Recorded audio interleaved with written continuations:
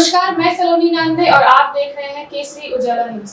महाराष्ट्र सरकार ने महिलाओं के लिए लाड़की बहन योजना लाई है, जिसमें मुख्यमंत्री, उप मुख्यमंत्री, महिला बाल विकास मंत्री सब ने मिलकर कुछ बदलाव लाए हैं। पहले आवेदन करने की विधि 1 जुलाई से 15 जुलाई थी, लेकिन अभी इसे बढ़ाकर 31 अगस्त कर दी है। यानी यदि किसी महिला ने 30 अगस्त को आवेदन किया तो उसे 1 जुलाई 2024 से प्रति माह 1500 रुपए प्राप्त होंगे। पहले इस योजना के तहत निर्धारित आयु 21 से 60 थी, लेकिन अभी इसे 21 से 65 कर दी गई है। इसमें और क्या-क्या बदलाव आए हैं, आइए महाराष्ट्र के उप मुख्यमंत्री अजित पवार से जानते हैं। मुख्यमंत्री आणि उपमुख्यमंत्री आम्ही सगळ्यांनी मिळून महिला बाल विकास मंत्री ह्याच्यामध्ये काही बदल केलेले आहेत। ते बदल मला आता आपल्या मार्फत महाराष्ट्रातल्या तमाम माझ्या माता भगिनींच्या पर्यंत पोहोचवायचे। मी आता सभागृहामध्ये त्याचं निवेदन केलेलंच आहे। सदर योजनेची सुरुवातीला अर्ज करण्याची मुदत 1 जुलै ते 15 जुलै 2024 पर्यंत होती। या मर्यादेत आता सरकारने सुधारणा केलेली आहे आणि आता सदर मुदत 2 महिने ठेवण्यात आलेली आहे। म्हणजे 1 जुलै ते 31 ऑगस्ट पर्यंत 2024 पर्यंत 31 ऑगस्ट 2024 पर्यंत लाभार्थी महिलांना अर्ज करता येईल।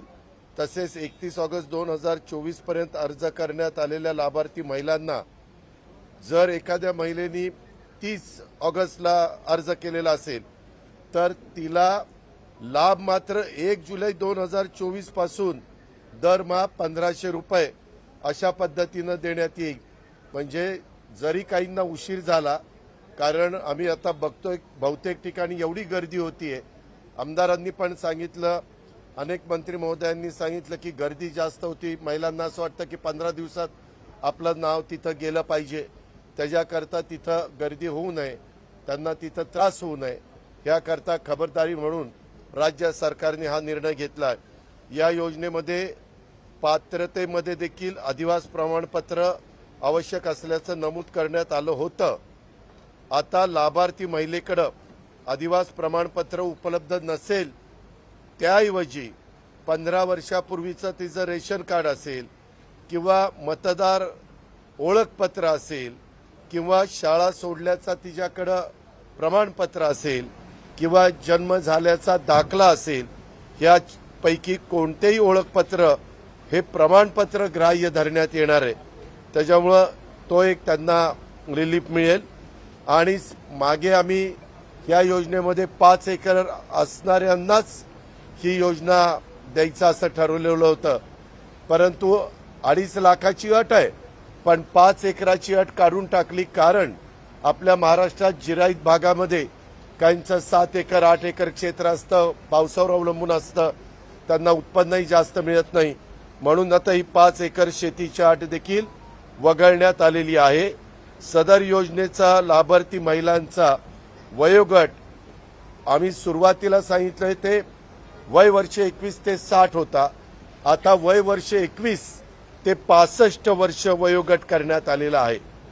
त्याच्यामुळे हा एक बदल करण्यात केलेला आहे। आणि विशेषतः महाराष्ट्राची बॉर्डर आहे, त्या बॉर्डरवर जे आमचे महाराष्ट्रीयन लोक राहतात त्यांनी जर शेजारच्या राज्यातल्या मुलीशी लग्न केलं तर काही प्रश्न निर्माण होऊ शकतात। म्हणून परराज्यात जन्म झालेल्या महिलांनी महाराष्ट्रातील अधिवास असणाऱ्या पुरुषाबरोबर विवाह केला असेल तर अशा बाबतीमध्ये त्यांच्या पतीचा जन्मदाखला चालेल, त्यांच्या महाराष्ट्रामधल्या पतीचा शाळा सोडल्याचं प्रमाणपत्र चालेल किंवा अधिवास प्रमाणपत्र देखील ग्राह्य धरण्यात येईल। त्यामुळं त्यांना तिकडनं ते दाखला वगैरे आणणं ह्याच्यात जो त्रास होणार आहे तो त्रास ह्याच्यातनं कमी होईल। 2.5 लाख रुपये उत्पन्न दाखला उपलब्ध नसेल तर त्याऐवजी त्या कुटुंबाकडे पिवळं किंवा केशरी रेशन कार्ड उपलब्ध असेल तर त्यांना 2.5 लाख रुपये उत्पन्नाचा दाखला ही प्रमाणपत्रातनं सूट देण्यात आलेली आहे।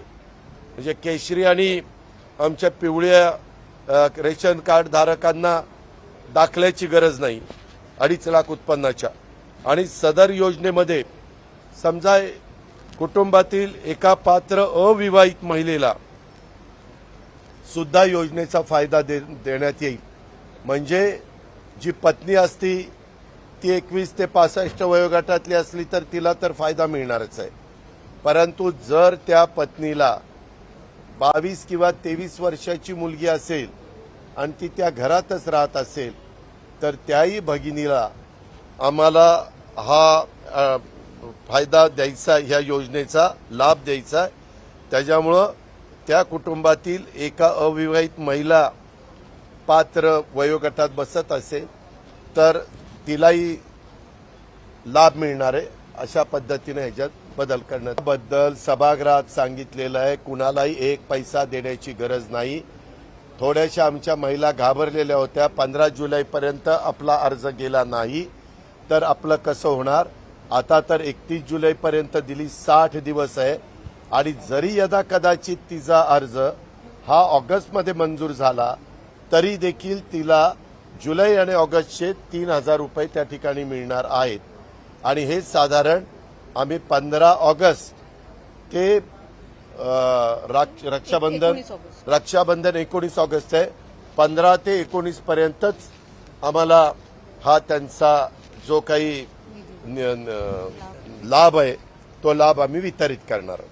ह्याच्यामध्ये लाभार्थी वगैरे काही नाही. आम्हाला खरोखरीच आमच्या मातेला, भगिनीला, आमच्या मुलींना ह्याचा लाभ द्यायचा होता.